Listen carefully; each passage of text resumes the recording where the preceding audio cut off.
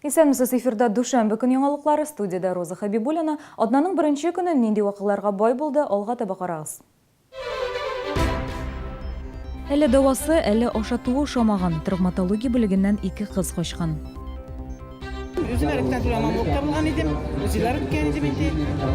Şunun için tağın kelirge, özünün tağın işlemesini keldi.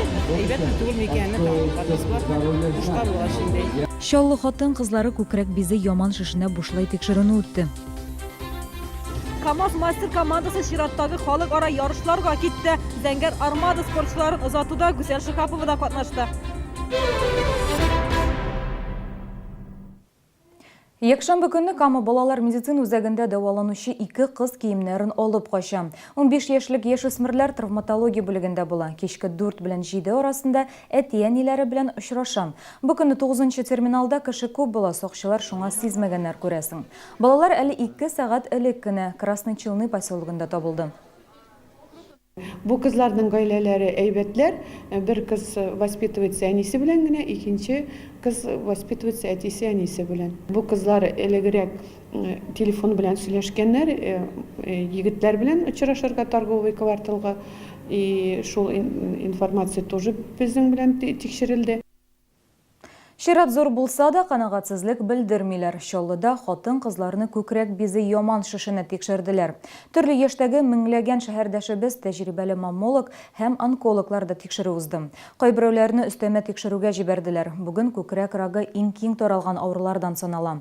Чаллы әлеге исемлекнең башында. Республиканың сәламәтлек саклау министрлыгы тарафыннан уздырылган акция әлеге авыруны ачыклауга юнәлдерелгән. Сәүдә үзәгендә йөзләгән хатын кыздан торган Шират, әмма берсе дә канәгатьсезлек белдерми. Шифаханәләрдә тагын да озаграк басып торыр идек диялар. Биредә исә 15 минут эчендә тикшерәләр дә консультациядә уздыралар. Сеңлем ширләде минем. Былтыр онкология грузи белән бик нык без авыр кичердек. 4-нче почти группага җиткән иде. Шуның өчен миңа бүген кызым әйтте дә, әни бар әле ди. Акция булады, ул Казанда яши, вот мин килдем әле. Bilmegen idim, sengimizin aytıp etti de. Keldim, özüm erkekten duramam okta bulgan idim. Özüler ötken idim indi. Şunun için tağın kelirge, özünün tağın işlemesini keldi. Eybet mütügül mekanını tağın katması var. Uşqa bulgan şimdi. Табиблар 40 яшьтән узган хатын кызларның һәрберсенә елына 1-2 тапкыр тикшерү узарга киңәш итә. Күкрәк бизе яман шише нәкъ шушы яшьтә барлыкта килә. Тикшерү барышында Чаллыда күкрәк белән бәйле 183 авыру ачыкланды. Шуларның 12-сендә онкология булырга мөмкин. Әгәр табиблар шикләнсә, үзигә юллама бирәләр. Были сегодня 2-3 человека у меня с подозрением на опухоль. А выявляется он различными способами. УЗИ, маммография, это рентген молочных желез. Люди сами не могут нащупывать. В основном они нащупывают больше 3 сантиметров сами люди. Шишне башлангыч чорда ачыкласалар, аны дәвалау җиңелрәк һәм нәтиҗәлерәк. Республика буенча узган елда бу авыруны 1750 хатын кызда таптылар. Шуларның 68% башлангыч стадияда ачыкланган. Иң ранний стадиясында, иң иртә стадиясында без тапсак, хатын кызны исән була. Без аны операция ясыйбыз, химиотерапия ясыйбыз, ләкин аның гомере озын була, булачак. Яшәячәк, семья гаиләсендә була, эшендә була. Менә 3-4 стадияда булгач, анда уже безнең возможностьлар андый зур түгел. Яман шиш белән күбрәк хатын кызлар авырый дигән сүз дөреслеккә туры килми. Онкология җинес үзенчәлекләренә бәйле түгел. Хатын кызлар сәламәтлекләренә күбрәк игътибар бирә, ешрак тикшеренә.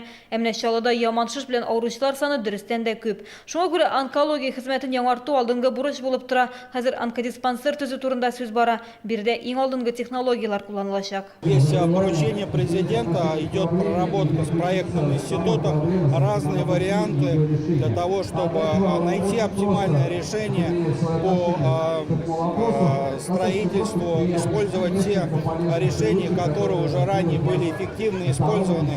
Это непростой объект с точки зрения и строительства, и технологий. Алдынгы технологиялар ярдәмендә яман шишне дәвалау очраклары артты. Дөрес пациентларның да кызыксынуы кирәк. Онкологияны никадәр алданрак ачыклыйсың, дәвалау шул кадәр нәтиҗәлерәк була. Гүзәл Шыхапова, Алексей Иванов, яңалыклар. Халыкара ак тояк көнен шәһәрдәшләр кечкенә размерлы тояклар һәм проблемалар белән уздырды. Әмма сукырлар бирешми. Бернигә дә карамастан энергияләре ташып тора. Бәйрәм уңаеннан уздырылган концертка энергетик мәдәният сарае зал тутырып халык җыйды. Тамашачылар алдында биючеләр, җырчылар, музыкантлар, нәфис сүз осталары чыгыш ясады. Әмма бу концертка күпме көч киткәнен күрмәүче шәһәрдәшләр үзләре генә белә. Халык ара ак тояк көнендә энергетик мәдәният сарае залы тулы диярлек биредә күрмәүче шәһәрдәшләр, аларның туганнары, якыннары җыелган. Кемнедер машинада китергәннәр, кемдер җәмәгать транспортында. Шәһәр транспортында регламент буенча тиеш булса да, тукталышларда ишетерлек итеп маршрут номерларын әйтмиләр. Күрмәүчеләргә башка кешеләрдән яки автобус йөртүчеләрдән белешергә туры килә. Сукырлар өчен бу җитди проблема. То есть автобус подъехал, и он должен на остановке озвучить голосом номер своего маршрута. То есть есть такая установка, правительство нам выделило 700 тысяч рублей, если я не ошибаюсь, в прошлом году на наш город. И вот эти автобусы должны быть озвучены вместе с трамваями. В последнее время трамваи вот ходят у нас, говорят номер маршрута, и вот таким образом наши слепые ориентируются.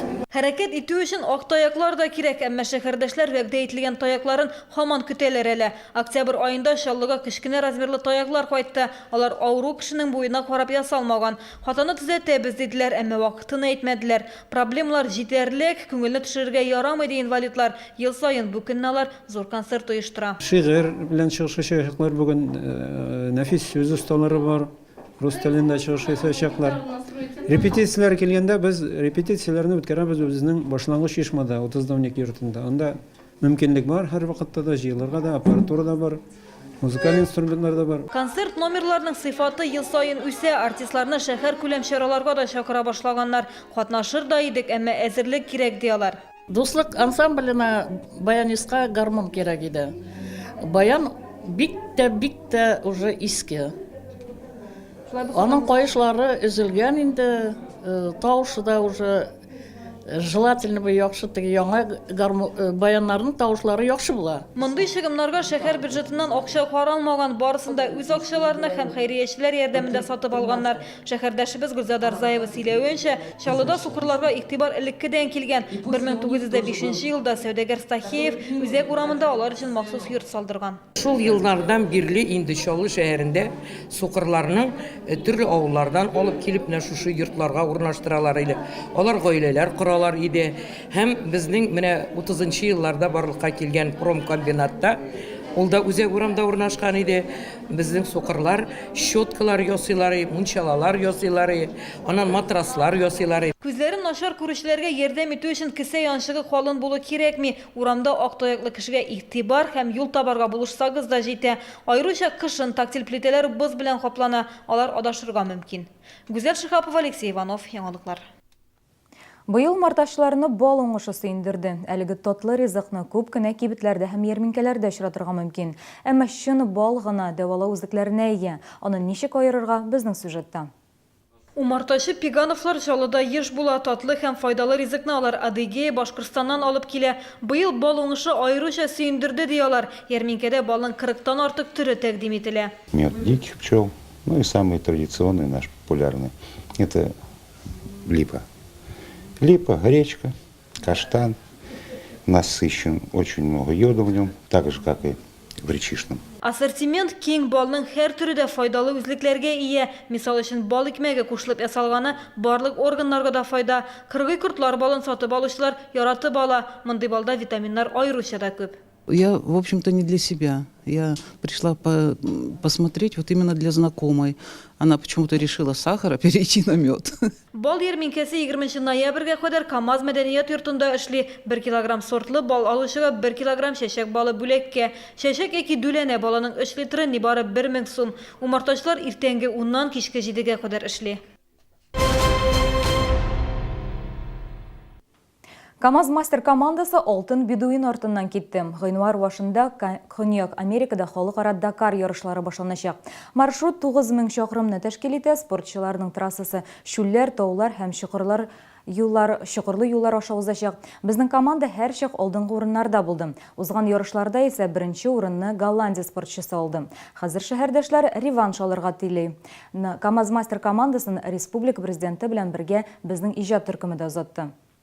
Легендар команданы Тарловкада урнашкан полигоннан озаттылар. Йөк машиналары ярышка әзер бер рәткә төзелгән. Спортчылардан ныклап әзерләнгән. Егетләр белән Олимпия комитетының инновациялар үзәге белгечләре эшләгән. Көньяк Америка трассасындагы биек тауларда йөрер өчен махсус күнегүләр өйрәнгәннәр. Будет и 4000, и 4500. Очень тяжело, жарко, дышать непросто. И вот поэтому мы провели такую физическую подготовку.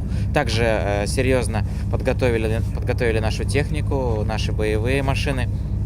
Вот, внесли кое-какие изменения, которые нам помогут ехать именно по быстрым дорогам. Дакар ралли Көньяк Америкада беренче тапкыр узмый, әмма ел сайын техниканы җирле юллар өчен яраклаштыралар. Бу юлы ягулык багы һәм запас көпчәкләр үзгәртүләр кичергән. Йөк машинасы руль артына республика президенты да утырды. Рөстәм Миңнеханов КамАЗларны югары бәяләде. Я могу привести пример, если бы мы на каком-нибудь там современном джипе проехали на такой скорости по той дороге, которую вот мы сейчас проехали, я думаю, там передний мост или задний мост бы отлетел. Она даже не чувствует, она спокойно можешь ехать. Ярышларда төп бурыч Айрат Мәрдиев, Эдуард Николаев һәм Дмитрий Сотников экипажларына йөкләнә. Антон Шибалов экипажы исә һәрчак ярдәмгә әзер булачак. Экипаж Антона Шибалова будет со старта выполнять функцию быстрой технички. В его машине будет закреплен модуль с запасными частями. Это примерно около 500-600 килограмм. Машина будет тяжелее. Ну и там уже по ходу гонки будет видно, если вдруг там какие-то будут потери времени у других экипажей, то, конечно, этот модуль будет переставляться в другие машины. Халык ара ярышлар 2 гыйнварда старт алачак. Спортчылар яңа елны Парагвай башкаласы Асунсьон шәһәрендә 2 тапкыр каршы алачак. Там разница со временем 7-8 часов, ну сейчас не помню. То есть мы встречаем Новый год по московскому времени, по нашему, и потом отмечаем, ну, насколько это позволяет, конечно, время. Ну, там немножко собираемся там по фужеру шампанского, потому что у нас уже рано утром 1 числа будут административно-технические комиссии. Спортчылар Парагвай, Аргентина, Боливия трассаларында ярышачак. Финиш 14 гыйнварда Буэнос-Айреста көтелә. Без исә легендар команданың нәтиҗәләрен күзәтеп барачакбыз. Надеемся, что они покажут свой характер. Победит, естественно, сильнейший, а сильнейшая это команда КамАЗ-Мастер. Мы в этом нисколько не сомневаемся и думаем, что через определенное время мы будем наших ребят в добром здравии встречать с соответствующими наградами. Гүзәл Шихапова, Алексей Иванов, яңалыклар. Бүгінгі әмнашылар, мен сіздің білән сау болашам, юлларда сау болығыз.